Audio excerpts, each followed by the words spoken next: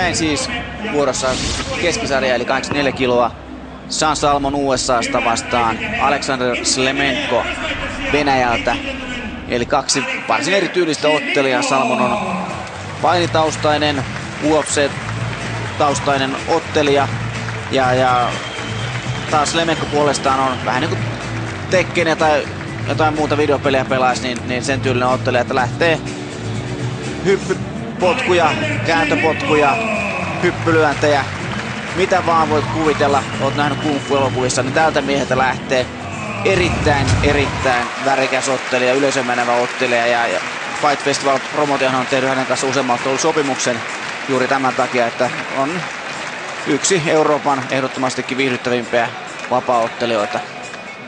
Ja Sean Salmon siinä tulee kehään ja siellä on tutut kaverit kulmassa, eli Lucio Linhares ja Timo Suhonen ovat Salmonin tuttuja kulmamiehiä. Ja näin lähdemme ottelun ensimmäiseen erään. Oikealla valkoisissa housuissa Sean Salmon ja mustissa housuissa ottelee Venäjän Alexander Slemenko.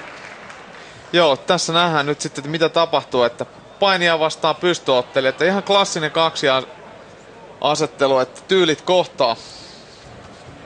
Näin ja siinä hyvä polvi tuli vartaloon ja Salmon on jo kanveesissa, Slemenko jatkaa lyönneillä.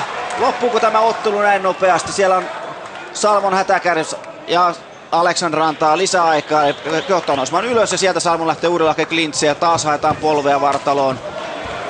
Nyt on kova alku Salmonille, saako hän vietyä ottelu?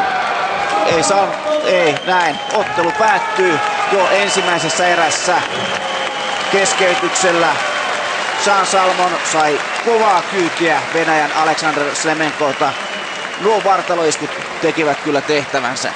Joo, oli kyllä tiukkoja polvia ja tosiaan, niin kuin äsken sanoit, niin Slemenkolta voi odottaa ihan mitä vaan, että siellähän tuli vielä tommonen saksipolvikin, se ei osunut ja katsotaan nyt tilanne uudelleen, kun tulee ihan suoraa kylkyluihin ton maksan puolelle, varmasti teki kipeätä. Tässä ei tullut pahoja osumia. Slemenko teki fiksusti, kun päästi Salmonin ylös ja lähti uudelleen hakemaan sitä polvea. Ja nyt se taitaa sitä tässä kuvassa näkyy, että mitä tapahtuu. Oi! Toi teki varmasti kipeätä. Ja voittaja ensimmäisessä erässä Alexander Slemenko.